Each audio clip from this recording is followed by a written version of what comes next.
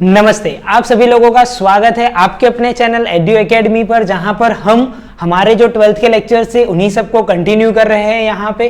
तो आज का जो टॉपिक है हमारा चैप्टर नंबर 1 जो था, उसी के अंदर लेक्चर नंबर है हमारा 3 और टॉपिक का जो नाम है it is an functions of management. अब यहाँ पे ध्यान रखना, फंक्शंस ऑफ मैनेजमेंट यानी कि क्या। सबसे पहली चीज यहां पर क्या लिखा है, फंक्शंस। तो मैनेजमेंट को चलाने के लिए कौन से फंक्शंस बेसिक से लेकर एडवांस तक की रिक्वायरमेंट रहती है, कौन सी एक जर्नी होती है पूरी फंक्शंस की, तो उसको यहां पर डिफाइन करा गया है। अब यहां पर अकॉर्डिंग टू लुथर एंड ग्लिक्स, यहां पर लुथर ग्लिक्स क्या कहते हैं कि पॉस्क्रिप्ट जो है वो एक प्रॉपर फ्लो है बिजनेस के अंदर हर एक चीज को वर्क कराने का। अब पॉस्क्रिप्ट को उन्होंने यहां पे नीचे कुछ डिस्क्राइब करा है। पॉस्क्रिप्ट को डिस्क्राइब कुछ इस तरीके से करा गया है, P stand for the planning, planning यानी कि ब्रेन ऑफ द ऑर्गेनाइजेशन, ऐसा बताया गया उन्होंने। O stand for the organisation, organisation को उन्होंने फिजिकल बॉडी बताया है, मतलब हमारे बॉडी स्ट्रक्चर के हिसाब से इन्होंने कुछ पॉस्क्रिप्ट को डिफाइन करा है यहाँ पे। S it is for the staffing, staffing यानी कि arms and legs of the organisation. D for the directing, directing मतलब कि कंटिन्यूअस प्रोसेस रहेगी जो। CO कोऑर्डिनेशन, कोऑर्डिनेशन मतलब कि soul of the particular business. R मतलब रिपोर्टिंग एंड B मतलब बजटिंग। तो इस तरीके से यहां पर पूरे पॉस्क्रिप्ट को डिजाइन करा गया है और उसी पॉस्क्रिप्ट को आगे जाके यहां पर कुंट्ज एंड ओडोनिल्स ने कुछ और छोटा कर दिया, जिसके अंदर उन्होंने planning, organising, staffing, directing and controlling, मतलब कि इतनी चीज के ऊपर अगर आप फोकस कर लेते हो तो आपका बिजनेस के जितने भी फंक्शंस होंगे it will work as much as smooth, मतलब कि आसानी से आप उसे वर्क कर सकते हो।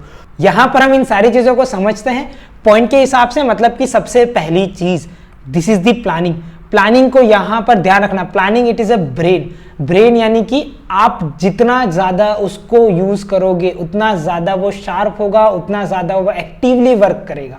तो अब यहां पर प्लानिंग के अंदर एक चीज लिखी गई है कि God can not change the past but planning can change your future. मतलब कि यहां पर भगवान जो है वो आपका पास्ट जो है वो बदल नहीं सकते हैं, लेकिन अगर आप चाहो आपका फ्यूचर बदलना तो it is in your hand and that is only possible with the planning. मतलब कि आपके पास अगर कुछ प्लानिंग तैयार है देन उसके बेस पे आप काम करोगे तो वो चीज वहां पे इजीली वर्क करेगी। प्लानिंग यानी कि क्या होता है, एक प्रॉपर फैक्टर्स को अच्छे से सिलेक्ट करना, उनको ऑब्जर्व करना और नेसेसरी एक्टिविटी परफॉर्म करवाना और फोरकास्ट करके सेम एक्सपेक्टेशंस के ऊपर काम करना। तो प्लानिंग को यहां पर कहा गया है कि planning means selection of facts, observation, necessary activities करने के लिए या तो फोरकास्ट करने के लिए फॉर द सेम एक्सपेक्टेशंस, तो उसे हम कहते हैं यहां पे प्लानिंग। अब प्लानिंग को अगर यहां पर कहा जाए कि मैनेजमेंट बिगिंस विथ प्लानिंग, तो किस तरीके से होगा। Planning when in advance, what work, who will do, how, what extend the limit, when work is to be finished। यानी कि इतनी चीज आपको प्लानिंग के अंदर पूछनी ही रहेगी। जब आप प्लानिंग करते हो तो आपको अपने आप से पहले इतने क्वेश्चंस पूछने हैं कि when in advance, कब आपको करना रहेगा एडवांस के अंदर प्लानिंग, क्या चीजें होगी, कौन से काम आपको करने, कौन क्या काम करेगा, किस तरीके से होगा, कौन सी लिमिट तक वो काम वहां पे पॉसिबल है और कब ये काम खत्म होगा। तब जाके आपका प्लानिंग का जो प्रोसेस होता है, जो प्लानिंग आपने करा है वो वहां पे कंप्लीट हो सकता है। For pre determine objective it's non a planning, तो इसको यहां पर प्लानिंग कहा जाता है। नेक्स्ट यहां पर क्या है, planning means the future for thought in the present, यानी कि आप आपके फ्यूचर को प्रिडिक्ट करके आज आप उसके ऊपर कुछ एक्शन लेने के लिए ट्राई कर रहे हो, then it is considered as the planning. Planning is a necessary to reduce the risk. आपके जितने भी रिस्क होते हैं, अगर आप उन सारे रिस्क को रिड्यूस करना चाहते हो तो planning it is a one of the best and one of the major thing that you want to perform it. Next बोला है कि प्लानिंग से क्या क्या चीजें हो सकती है, तो planning is necessary for reducing the risk, उसके साथ साथ रिड्यूसिंग द अनसर्टेनिटी, मतलब कि आप अनसर्टेनिटी को भी वहां पे रिड्यूस कर सकते हो with the help of an planning. Next, easy to achieve the goal, अगर आपको कोई भी गोल को अचीव करना है then planning is one of the best tool for achieving the goals. Planning किस चीजों पे बेस करेगा, planning is based for the other managerial functions like, planning और भी फंक्शंस के ऊपर यहाँ पर आप इंप्लीमेंट कर सकते हो, जैसे कि ऑर्गेनाइजेशन किस तरीके की होगी, उसका प्लानिंग, कौन से स्टाफ होंगे, किस तरीके से कोऑर्डिनेशन होगा, इन सारी चीजों का आप प्लानिंग पहले से ही कर सकते हो। तो प्लानिंग यहाँ पर क्या है, it is a one of the major and the most important thing. अब नेक्स्ट यहाँ पर पॉइंट नंबर 2 मतलब कि प्लानिंग आपने बना ली। अब प्लानिंग के बाद बारी आती है आपके फिजिकल स्ट्रक्चर की। फिजिकल स्ट्रक्चर यानी कि किस तरीके से होगा हमारी कंपनी का स्ट्रक्चर। तो अब यहां पर organisation structure is assign of an authority and the responsibility. कोई भी ऑर्गेनाइजेशन का स्ट्रक्चर होगा उसके अंदर ये दो चीज बहुत ही ज्यादा इंपॉर्टेंट होती है, ऑथोरिटी एंड द रिस्पॉन्सिबिलिटी। किसको क्या ऑथोरिटी एंड रिस्पॉन्सिबिलिटी दी जाएगी, as per the objective policy is decided by the planning. मतलब कि पॉलिसी और ऑब्जेक्टिव जो भी प्लानिंग में डिसाइड हुई है उसके हिसाब से ही आपको वहां पर ऑथोरिटी एंड रिस्पॉन्सिबिलिटी देनी रहेगी। Next, execution of the plan and policy framed by the organisation.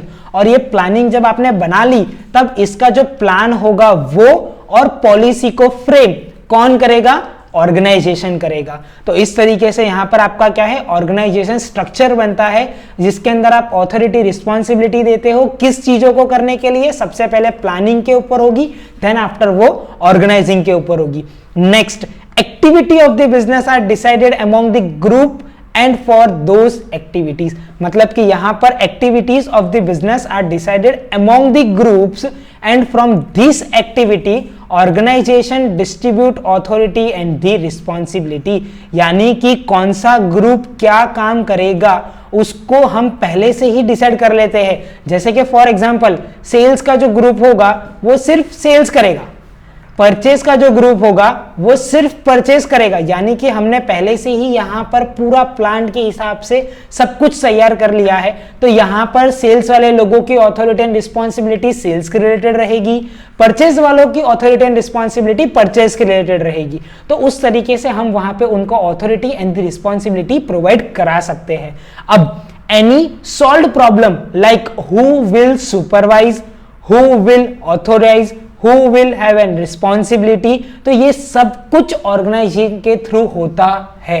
मतलब कि कौन सुपरवाइज करेगा, किसको अथॉरिटी दी जाएगी, किसकी रिस्पॉन्सिबिलिटी है वहां पे इस चीजों को लेकर, तो ये सारा काम ऑर्गेनाइजेशन ही करता है। मतलब कि ऑर्गेनाइजेशन वाले स्टेप्स को आप फॉलो करके ये काम करा सकते हो। नेक्स्ट यहां पर है organisation is a physical structure of the body.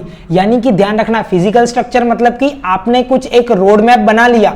अब इस रोड मैप को जब आप एग्जीक्यूशन करने जाते हो तो इसीलिए इसको बोला जाता है कि ये आपका फिजिकल स्ट्रक्चर है। मतलब कि ये एग्जीक्यूटेड पार्ट है आपके ऑर्गेनाइजेशन का। तो जिस तरीके का पावरफुल आपका प्लानिंग रहेगा उसी तरीके का पावरफुल आपका एग्जीक्यूशन भी यहां पर होता है।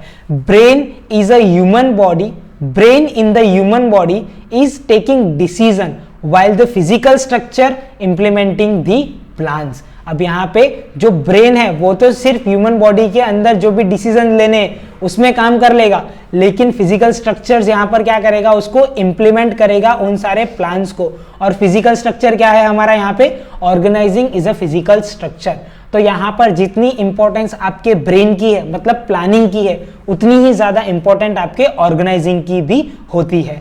Next, staffing. Staffing it is also the most important thing, because आपने दो चीज, प्लान बना लिया, एग्जीक्यूट कर दिया, लेकिन अब वहां पे वो जो लोग काम करने आने वाले हैं, स्टाफिंग होने वाला है, जिसको हम बोलते हैं arms and the legs of the organisation, वो भी प्रॉपर तरीके से सिलेक्ट होने चाहिए। तो employees are the arms and legs of the unit. मतलब बिजनेस के एम्प्लॉय जो होते हैं वो क्या है, आर्म्स एंड लेग्स होते हैं। तो any organisation without staff is mere skeleton. यानी कि यहां पर स्केलेटन मतलब मर स्केलेटन यानी क्या हो जाएगा कि एक स्केलेटन तो है लेकिन उसके अंदर कोई भी वहां पे बोन्स नहीं है, बोनलेस स्केलेटन। तो ऑर्गेनाइजेशन के अंदर भी स्टाफिंग भी इसी तरीके से काम करता है कि अगर प्रॉपर स्टाफिंग नहीं हुआ तो it is considered as an mere skeleton. मतलब कि आपको सिर्फ बाहर का पिक्चर अच्छे से दिखेगा लेकिन अंदर से वो पूरा का पूरा खोखला होता है। Activity of any business depend on it's staff. कोई भी एक्टिविटी होगी बट ऑब्वियस सी बात है अगर आपको काम कराना है तो यू नीड अ स्टाफ। तो सारी एक्टिविटी एट द एंड पूरी साइकिल आके वो स्टाफिंग पे आके रुक जाती है। तो स्टाफिंग इज रिलेटेड टू, तो स्टाफिंग किस किस चीजों पे रिलेट होना चाहिए? तो सबसे पहली चीज रिक्रूटमेंट ऑफ द एम्प्लॉय, मतलब कि राइट एम्प्लॉय को आपको सिलेक्ट करना है। सबसे पहली बात, राइट पोजीशन वाले एम्प्लॉयज को राइट टाइम पे, right number and right activities उनको करने के लिए देनी रहेगी, तब आप उसे बोल सकते हो कि आपने रिक्रूटमेंट सही करा है।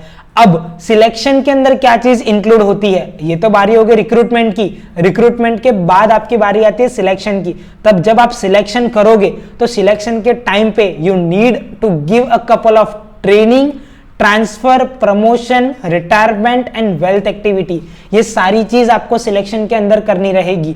तो सिलेक्शन क्या इंक्लूड करेगा? यहाँ पे ट्रेनिंग देना उन लोगों को, एज पर ट्रेनिंग के हिसाब से उनको ट्रांसफर प्रोवाइड करना, प्रमोशन देना, अगर रिटायरमेंट आ चुका है तो आप उनको रिटायरमेंट दे दीजिए, अगर आप रिटायरमेंट नहीं देंगे तो वहां पर वो क्या हो जाएगा, आपके लिए वो एक लायबिलिटी क्रिएट करना शुरू कर देंगे। तो रिटायरमेंट के टाइम पे आपको उन्हें रिटायरमेंट भी देना रहेगा। वेलफेयर एक्टिविटीज आप वहां पे उन लोगों को लेके कर सकते हो। तो enthusiasm and the zeal of the employee are boosted if they are satisfied. अगर आपने इतनी सारी चीज अपने एम्प्लॉय को प्रोवाइड करी है तो बट ऑब्वियस सी बात है कि वो एंथुजियास्टिक रहेंगे और उनका zeal of the employee automatically boost हो जाएगा। मतलब काम करने का उनको लेकर जो भी मोटिवेशन होगा it will automatically going to be increase. तो these function studio relate to the employees, मतलब कि ये सारे के सारे जितने भी फंक्शंस बताए थे this all are relate to the employees. Next बोला गया कि success of business depend upon the employee. क्यों इसी पे डिपेंड करता है? बिकॉज आपके पास ब्रेन है, आपके पास पूरा का पूरा फिजिकल स्ट्रक्चर है, बट आपके पास अगर मैं कहूं कि हाथ और पांव नहीं है तो आप क्या करोगे? आप कुछ भी नहीं कर पाओगे बिना आप इन दोनों के। तो यहां पर हर एक चीज का एक इक्वल इंपॉर्टेंस है, जैसे कि ब्रेन का भी इंपॉर्टेंस है, आर्म्स एंड लेग्स का भी इंपॉर्टेंस है, फिजिकल स्ट्रक्चर का भी इंपॉर्टेंस है। तो हर एक चीज का एक प्रॉपर रिक्वायरमेंट है, प्रॉपर एक इंपॉर्टेंस है बिजनेस स्ट्रक्चर के अंदर। नेक्स्ट बोला गया है डायरेक्टिंग।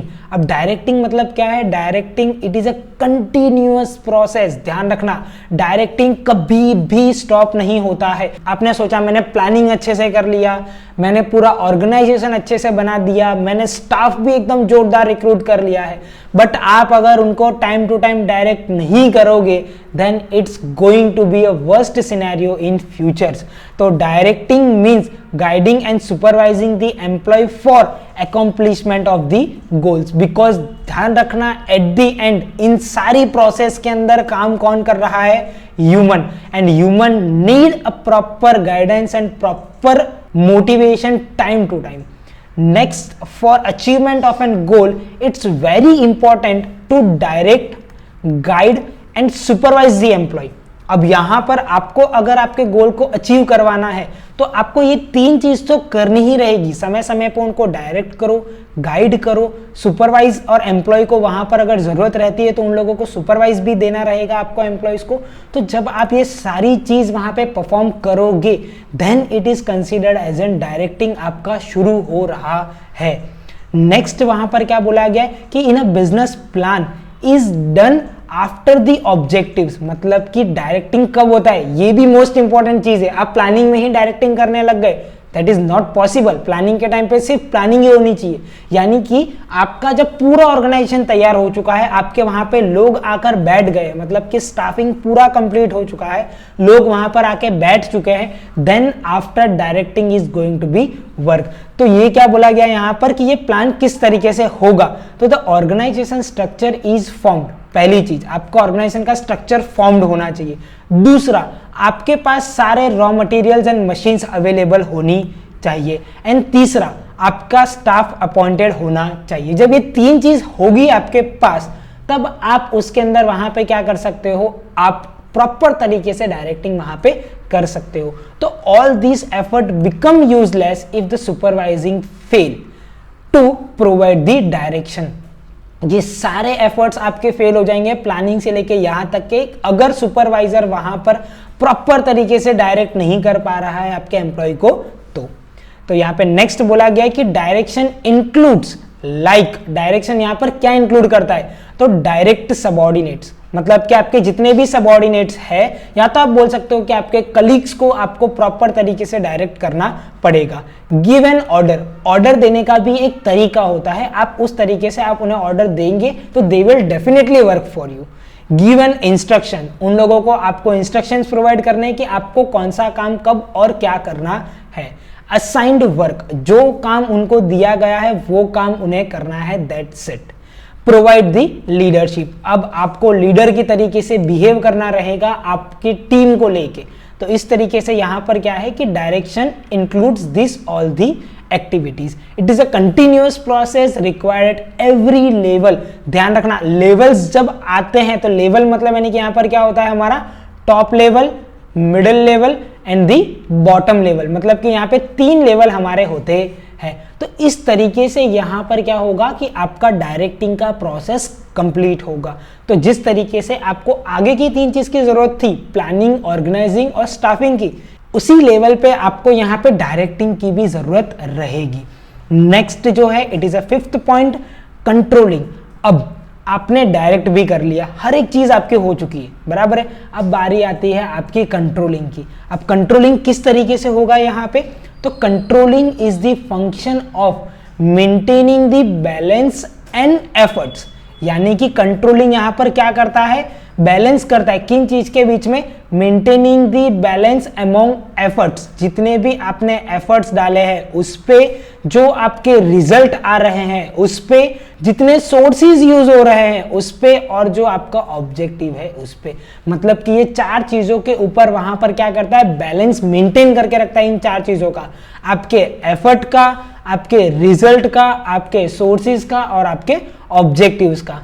तो यहां पर बोला गया है कि it's last function of the management, इसको क्या बोला गया है कि ये सबसे लास्ट में आता है। क्यों, बिकॉज कि ये कंट्रोलिंग है। अब आगे की आपकी सारी चीज अगर काम नहीं करेगी ना, तब बारी आती है आपको कंट्रोलिंग लगाने की। मतलब कि पहले तो आपको प्यार से, शांति से समझाया जाएगा, अगर आप नहीं मान रहे हो तब बारी आएगी आपके ऊपर कंट्रोलिंग लगाने की। तो कंट्रोलिंग को यहां पर क्या बोला गया है कि as a traditional concept controlling means to have, सबसे पहला रेस्ट्रिक्शन ऑन एम्प्लॉय, एम्प्लॉय के ऊपर रेस्ट्रिक्शन लगाना, यानी कि ये कौन सा अप्रोच है, ट्रेडिशनल कॉन्सेप्ट है कि यहां पर आप आपके एम्प्लॉयज को क्या करोगे, यहां पे रेस्ट्रिक्ट कर दोगे। दूसरा स्ट्रिक्ट अप्रोच, यानी कि आप उनको क्या बोलोगे कि ये काम तुम्हें करना ही पड़ेगा, शाम दाम दंड भेद करोगे तो ही मिलेगा, नहीं तो नहीं मिलेगा, सीधा आप एग्रेशन में आ गए।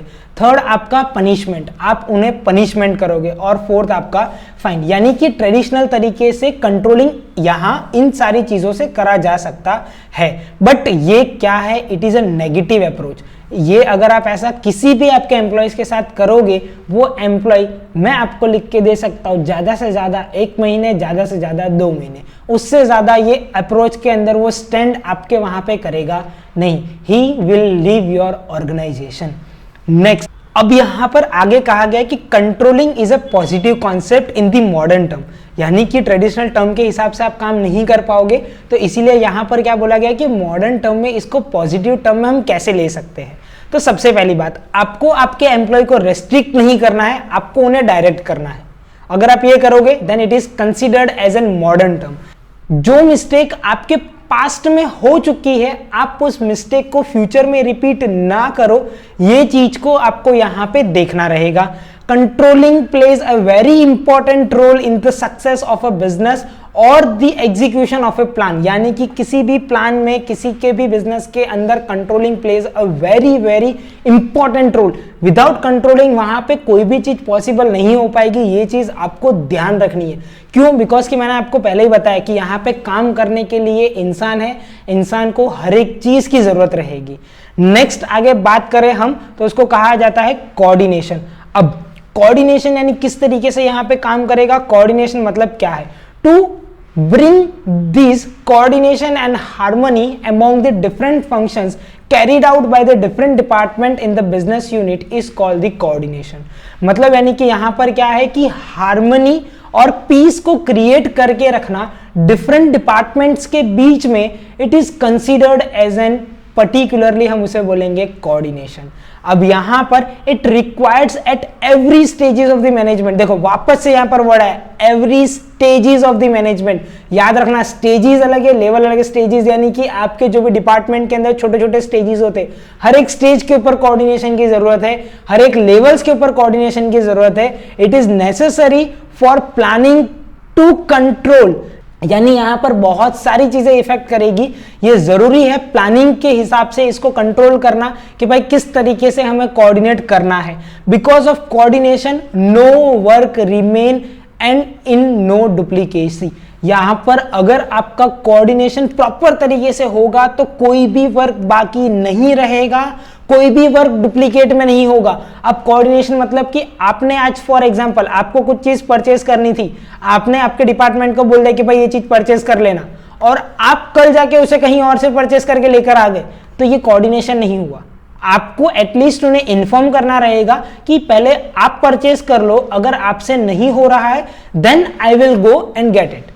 तो आपको ये चीज पहले से उन्हें बतानी रहेगी, नहीं तो यहां पर क्या होगा, it is not a proper coordination.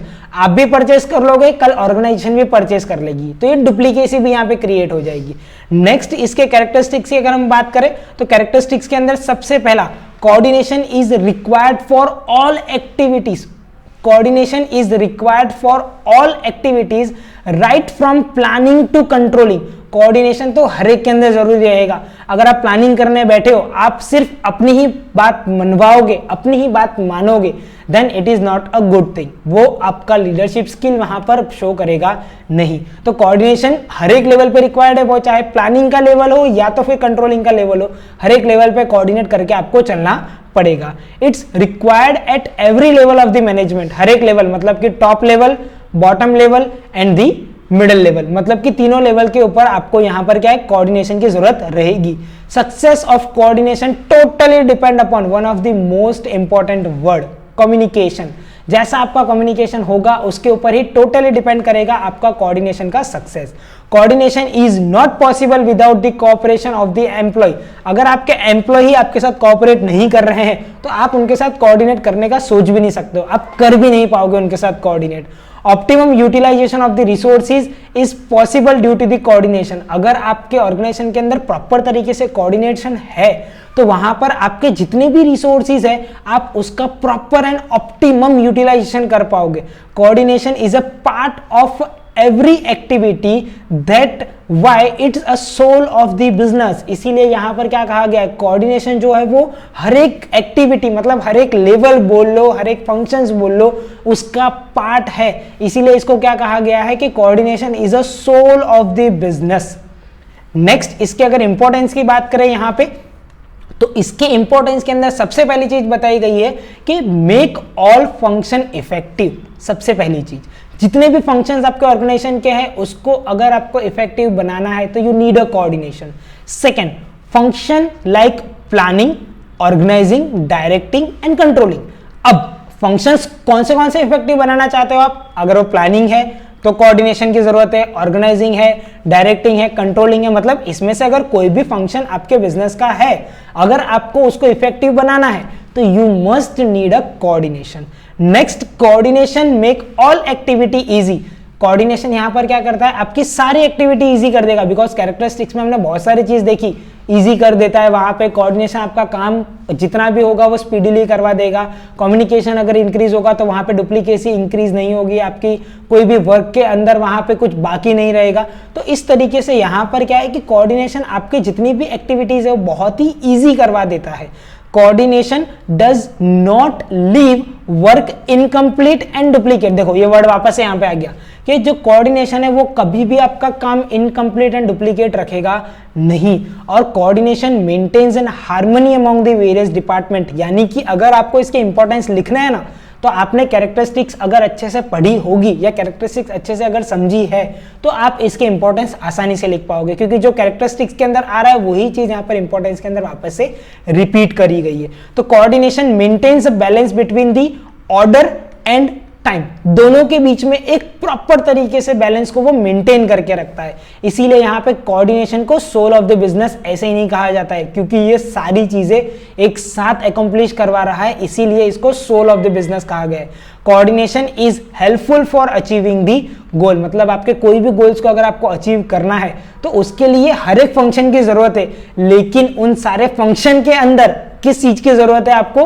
Coordination की जरूरत है। तो इस तरीके से यहां पर हमने आज जो देखे वो सारे फंक्शंस ऑफ मैनेजमेंट थे, और it is the most important thing, क्योंकि अगर आपको फंक्शंस ऑफ मैनेजमेंट का थोड़ा बहुत ऊपर से भी नॉलेज होगा, तब जब आप अपने ये चैप्टर शुरू करेंगे तब उसके अंदर इसका पूरा डिटेल्ड तरीके से वहां पर आपको एक्सप्लेन करा है कि भाई कौन से फंक्शंस के अंदर क्या क्या इंपॉर्टेंस है, क्या क्या और चीजें उसके फैक्टर्स अफेक्ट करते हैं उस पर्टिकुलर फंक्शन के अंदर, उन सब चीजों को वहां पर एक्सप्लेन करा गया है। तो मिलते हैं अपने नेक्स्ट लेक्चर में, तब तक के लिए bye and thank you so much.